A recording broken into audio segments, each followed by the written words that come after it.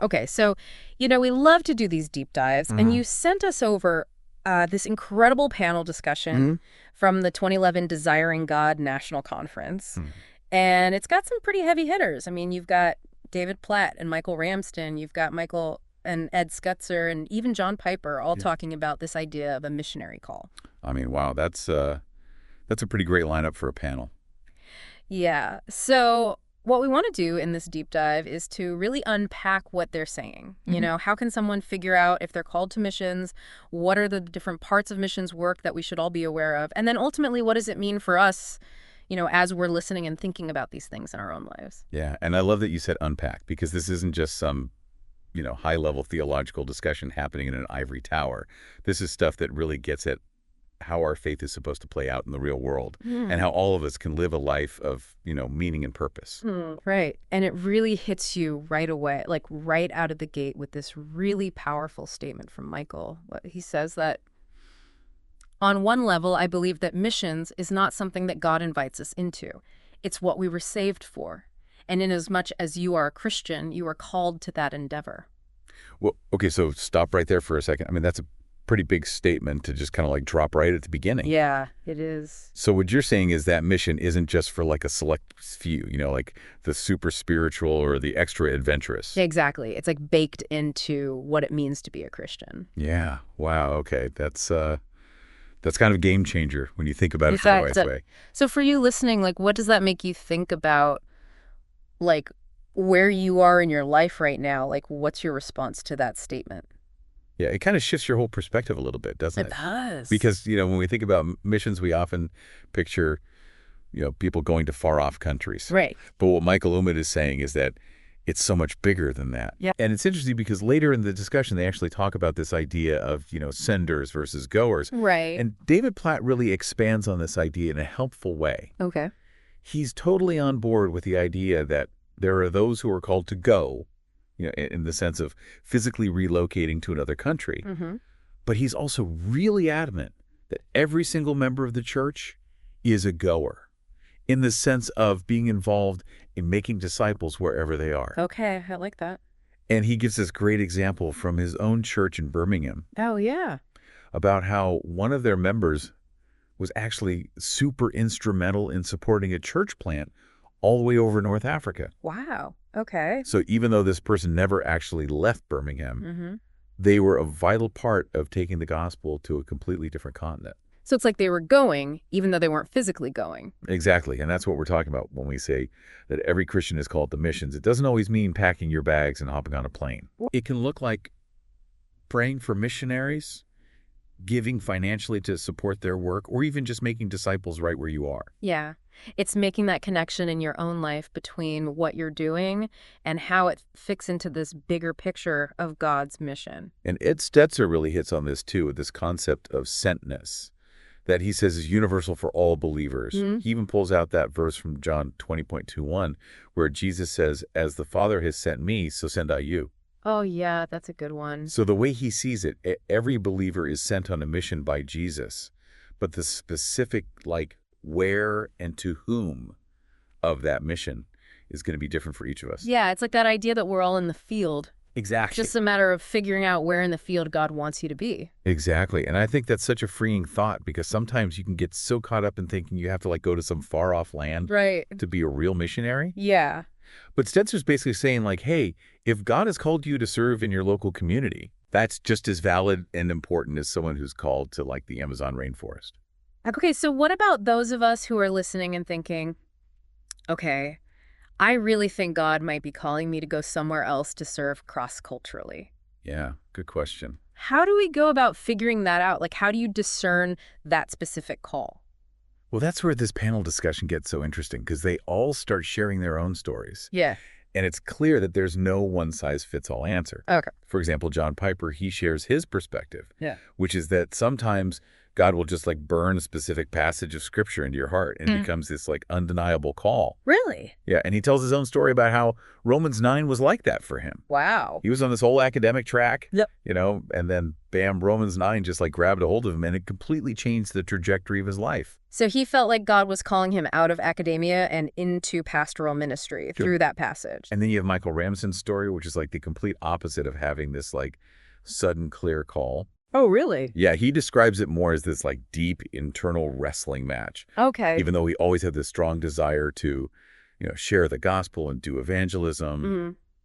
He talks about this tension he felt between pursuing a career in finance or maybe going back into academia, and then this invitation he got to join Ravi Zacharias' ministry. Oh, wow. And he actually describes having a full-on emotional breakdown, like crying his eyes out as he was trying to figure out what to do. Oh, man, that's so intense. Yeah, it was clearly a really difficult process for him. And what's interesting is that his story kind of shows that discerning a call isn't always this like super clear, joyful experience. Yeah, for sure. It can be really messy and involve a lot of internal conflict. Exactly. And I think that's why Ramsden really stresses the importance of wrestling with God through prayer and seeking counsel from like wise, godly people in your life. Yeah, having that outside perspective is so crucial. Totally, because sometimes our emotions can really cloud our judgment. Okay, so what are some other things they said about discerning a call? Because I feel like a lot of people struggle with this. Well, I think David Platt had some really encouraging advice. Okay. He basically reminded everyone that God actually desires his will for our lives even more than we do. So we don't have to like stress about trying to figure it all out on our own. Yeah, that takes some of the pressure off, right? Yeah, totally. And he also talked about the importance of just like being obedient in the small things in our everyday lives. Yeah. And trusting that God will direct our steps. Okay, so it's not necessarily about having this like huge dramatic revelation. It's more about being faithful where you are. Yeah. And then trusting that God will open the doors he wants you to walk through. Exactly. And Platt actually brought up another really important point, which is the role of the local church in this whole discernment process. Oh, yeah. How so? He basically said that you shouldn't be doing this alone. You should be talking to your elders in your church community and walking through this with them. And he even pointed to that story in Acts 13 where the church in Antioch played this like really crucial role in recognizing and sending out Barnabas and Saul. So it's like a communal discernment process. Exactly. It's not just an individual thing. No, I know that the panel also spent some time defining some key terms that we often hear in the context of missions. Yeah, they did. And I think it's super helpful because sometimes these terms get thrown around and people aren't always on the same page about what they mean. Fably. Okay, so let's break some of those down. All right. So first up, you've got nations and peoples. Okay. David Platt clarified that when we use these terms in a missions context, we're not necessarily talking about like modern political nation states, but rather ethno-linguistic groups. Okay. So like people who share a common culture and language. Oh, I see. So like even though India is one country, it has tons of different people groups within it. Exactly. Each with their own unique language and culture. Yeah. Okay. So understanding that is really important when we're talking about reaching different people groups. Yeah, totally. Because it helps us to be more strategic and effective in our efforts. Okay. So then they went on to define unreached people groups. Yeah. So Platt explained that this usually refers to a group where less than 2% of the population identifies as evangelical Christian. Okay. And where there isn't like a self-sustaining presence of the gospel. So it's not just about people who haven't heard the gospel, but about whether they have access to it. Access meaning? Meaning like, do they have the opportunity to hear the message in a way that they can understand and relate to? Okay. He actually painted this really powerful picture of someone being born, living their whole life, and then dying without ever having a real chance to hear the gospel. Wow, that's pretty sobering. Yeah, it is. And then there's unengaged people groups. Yes, and this one is even more specific. Okay, how so? Well, these are groups that are not only unreached in the way we just talked about, but they also have zero. Like no one is currently trying to reach them with the gospel. Like no missionaries or churches or anything. Exactly. And get this, there are still an estimated 3,000 of these groups out there. 3,000? Yeah, I know, it's mind-blowing. That really highlights just how much work there is still to be done. For sure. So then we've got the 1040 window. Yeah. Michael Yeah. brought that one up. Okay, remind me what that is again. So it refers to this specific geographic region that sits between 10 and 40 degrees north latitude. Okay. And it basically cuts across parts of Asia, the Middle East, and North Africa. Mm-hmm. And it's a really significant area in missions because it's home to the vast majority of the world's unreached people groups. Oh, wow. Yeah. And not only that, but this region is also often marked by really high levels of poverty and persecution. Wow, that's heavy. It is. Okay, what else? Well, Michael Ramsden brought up the Global South. Okay. And he described it as this huge shift that's happening in Christianity, Mm-hmm. where we're seeing the most growth happening in the southern hemisphere rather than in the north. Oh, yeah, I've heard about that. Yeah. So it's a pretty major change in the landscape of the global church. Yeah, for sure. Okay, then we get to contextualization. Ah, yes. The ever so controversial topic of contextualization. And Ed Stetzer steps right into that one. He does. And he's very clear about what he means by it. Okay. He defines it as the process of making the gospel understandable and relevant to a specific culture. Mm-hmm. But he makes a really important distinction between that and just watering down the gospel message. Right. So it's not about changing the message itself. Exactly. It's about finding ways to communicate it effectively within a different cultural framework. Yeah. It's like, adapting a recipe for a different kitchen. Exactly. You keep the core ingredients the same. The gospel. Yes, but you might adjust the cooking methods Okay. or the presentation to make it work in a different environment. I like that. And Stetzer even introduced this thing called the C scale. The C scale. Yeah, it's basically this tool for understanding different levels of contextualization. It was actually originally developed for working with Muslims, but it's being applied in other contexts now too. Interesting. And Stetzer talked about this tension that exists between what he called under-contextualization or obscurantism, Okay. where you're so tied to your own cultural forms that you end up making the gospel totally inaccessible to another culture. Right. And on the other hand, you've got over-contextualization or syncretism, Okay. where you end up mixing in other beliefs and practices and actually distorting the gospel message. So it's like finding that balance, right? Yeah, exactly.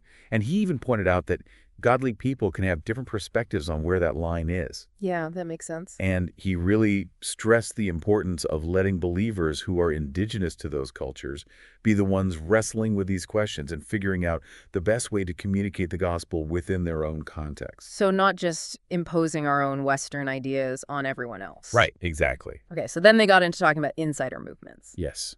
And this is a really complex and sensitive issue. So Stetzer defined an insider movement as basically the idea that someone can come to faith in Jesus, but choose to stay within their original religious community. Okay, so for example, someone who's Muslim becoming a follower of Jesus, but continuing to identify as Muslim. Exactly. Okay. And he pointed out that this raises all sorts of theological questions. Yeah, I can Especially around core beliefs like the crucifixion and resurrection. Right, because those are really central to Christianity. Yeah.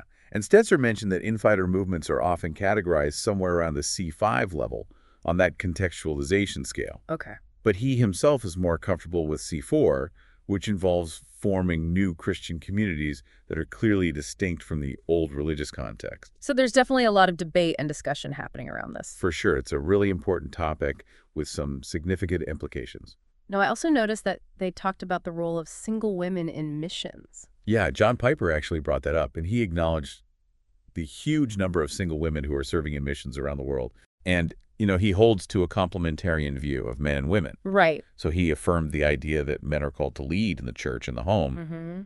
But he was also very clear that this doesn't mean that women can't be involved in all sorts of important mission work. Okay, so he's not saying that women should just stay home? No, not at all. Okay.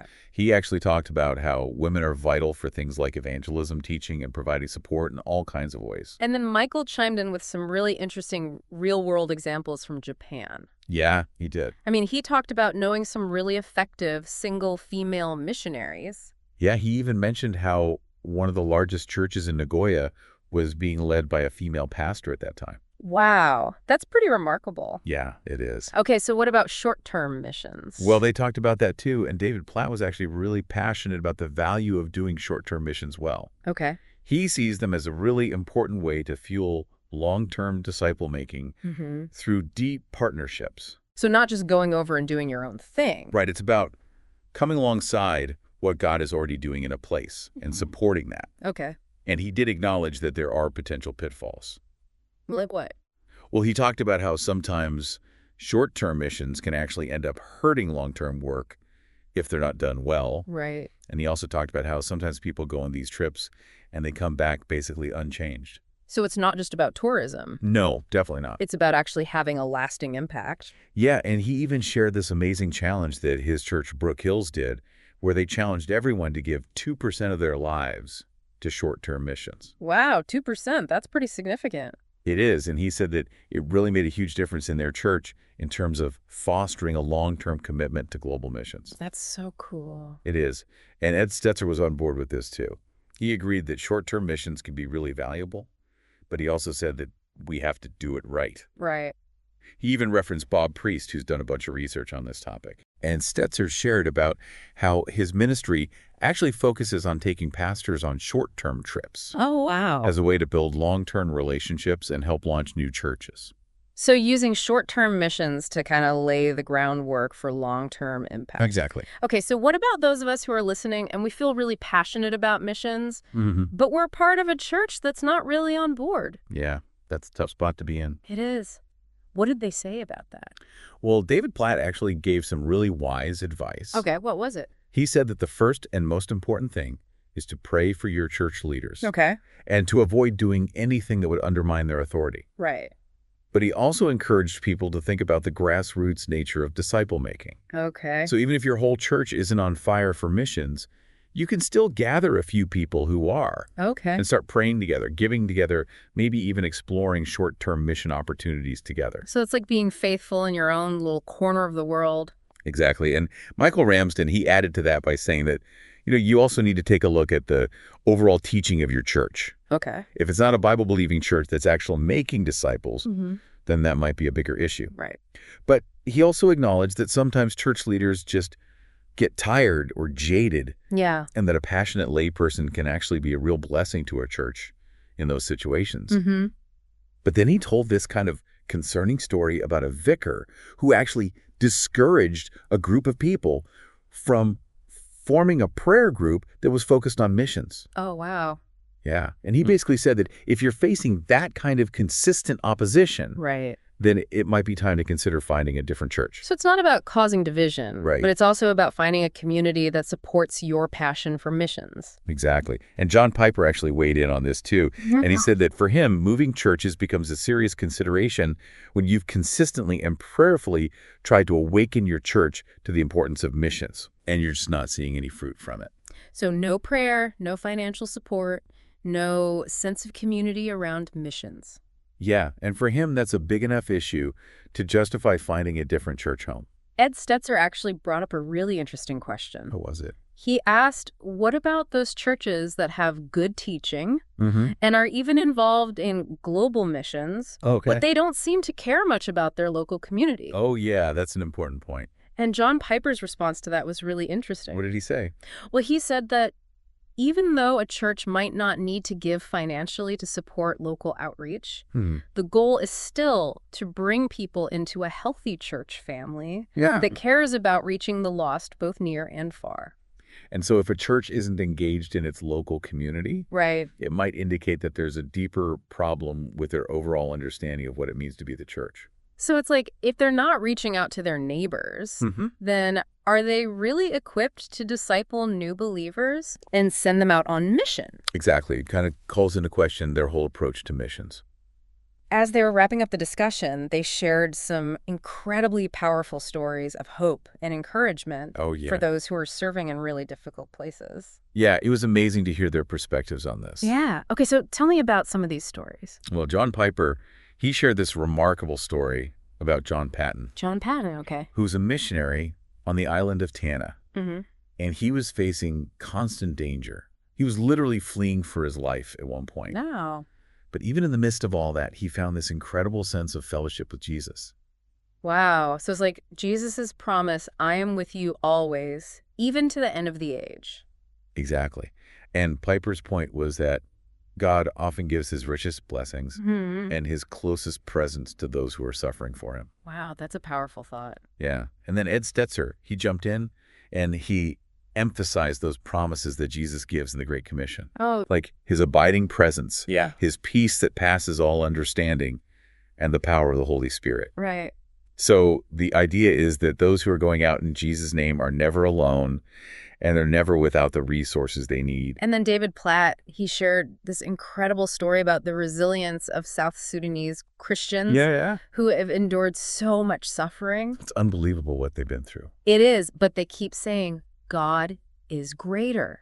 Powerful. It is. Wow. And Platt actually connected this to a couple that he knows who are serving in a really tough part of North Africa. Okay. And he reminded them of that verse that says, greater is he who is in you than he who is in the world.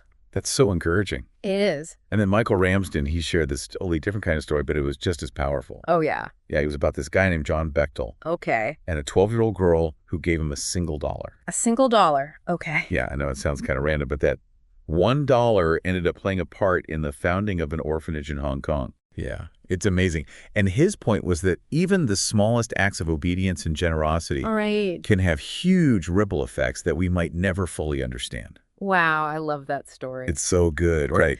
Okay, so we've covered a lot of ground in this deep dive. We have. We've talked about the universal call to make disciples and the different ways a specific call might play out in our lives. Yeah. We've defined some key terms in missions. For We've sure. talked about the important role of all believers. Including single women. Yes, including single women in missions. Wow.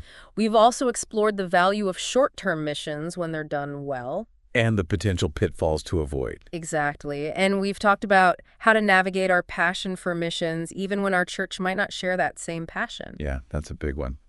And finally, we've heard some incredibly encouraging stories of hope and resilience from those who are serving in difficult contexts. So much good stuff in this discussion. Yeah. So as you're processing all of this, we want to encourage you to think about what really stood out to you and how it connects to your own questions and journey. And remember that story about the single dollar. Yeah. What's your $1, you know? What's that one thing that God might be asking you to give?